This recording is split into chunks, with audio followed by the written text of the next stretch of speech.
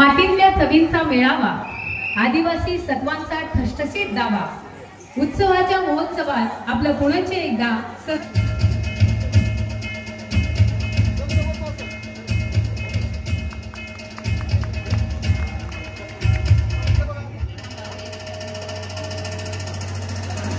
यानंतर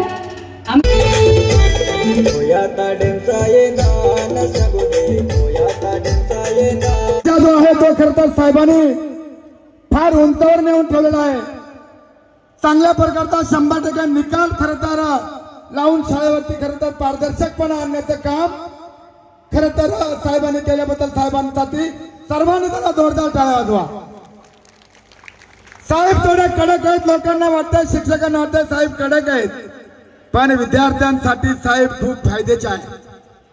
या ठिकाणी आमच्या शासकीय आश्रमशाळेच्या सोमतवाडच्या मुली लेझिम खेळत असताना, स्वागत करीत असताना आज कन्या आश्रमशाळा आहे।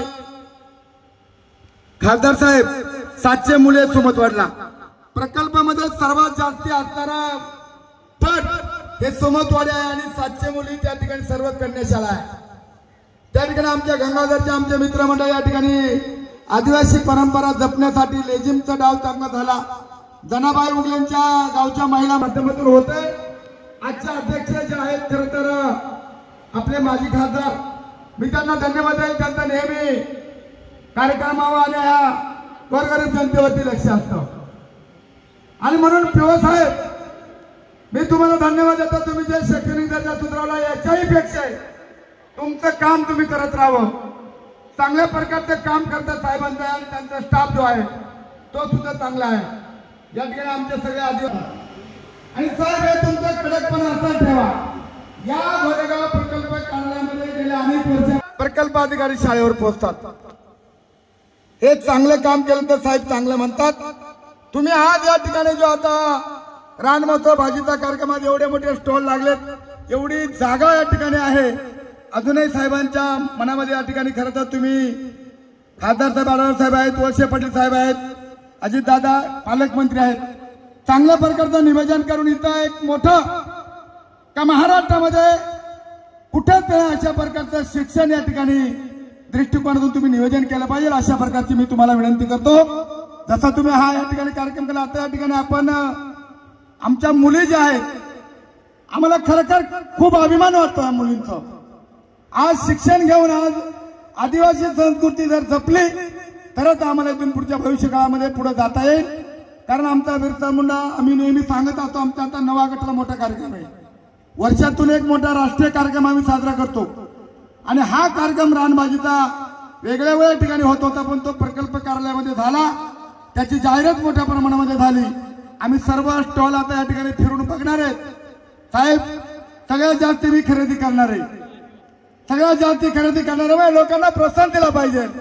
मला सांगितलंय माझ्या मिसेसनी, जास्तीत जास्त आपलं जे आदिवासी संस्कृती हा साहित्य असेल तेवढं पिशवी भरून घेऊन या, अशा प्रकारचं खरं तर आपण चांगलं त्या ठिकाणी काम या ठिकाणी केलं, त्याबद्दल मी तुम्हाला धन्यवाद देतो। मी अधिकचं काय नाही बोलतोय, साहेबांबद्दल किती बोललं तरी साहेबांचं काम एवढं चांगलं आहे की आम्ही समाधानकारक आहोत, आम्ही अपिटला कधी येत नाही।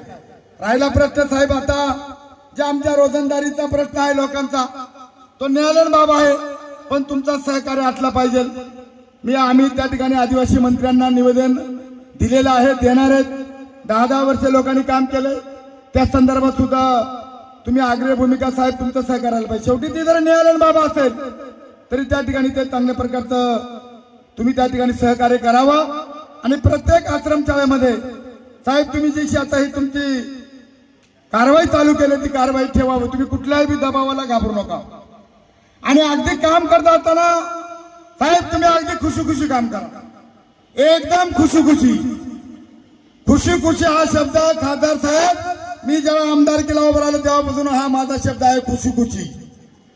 मी नाराज कधीच नाही आणि म्हणून आमचं लेझिम मंडळ खुशी, आमच्या महिला मंडळी खुशी, आमचे विद्यार्थी खुशी, आमचा प्रकल्प अधिकारी खुशी आणि आमचे आढळराव पाटील सुद्धा खुशी।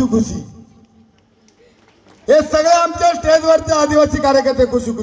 मित्रांनो, हा कार्यक्रम आपला खुशी आहे आणि ज्या टायमाला माणूस आयुष्यामध्ये खुशी असतो ना तो नाराज कधी नसतो। जीवनामध्ये पद येतील जातील. आता आढळराव पाटील साहेब पदावर नाही, पण त्या माणसाची नाळ कधी त्यांनी सोडली नाही. आणि म्हणून मला खरं तर खासदार साहेबांबद्दल एक वेगळा आदर आहे. आपण बघतो आता खासदार साहेब आपल्याला दिसतात का? कुठं नाही दिसत. आढळराव पाटील पार तिकडं कुठं आंबे हातीत राहू द्या, कोपऱ्या मांडा असू द्या, प्रत्येक तालुक्यामध्ये डोंगरावर जाणारा आपला खासदार होता. असू द्या, राजकारण मी बोलणार नाही, हा कार्यक्रम राजकीय नाहीये, पण ज्यांनी चांगलं काम केलं त्यांच्याबद्दल दोन शब्द चांगलं बोलणं हे आपलं कर्तव्य आहे. निश्चितपणे चांगल्या प्रकारचं काम इथून पुढच्या भविष्य काळामध्ये आपण करावं. आणि म्हणून परत एकदा अजून आपल्याला खासदार साहेबांचं भाषण ऐकते. पीओ साहेब, तुम्हाला परत एकदा जाता जाता मी सांगू इच्छितो की आपण चांगल्या प्रकारचं काम इथून पुढच्या भविष्य काळामध्ये करावं. आम्ही कुठल्याही प्रकारचं राजकारण तुमच्याकडे येणार नाही.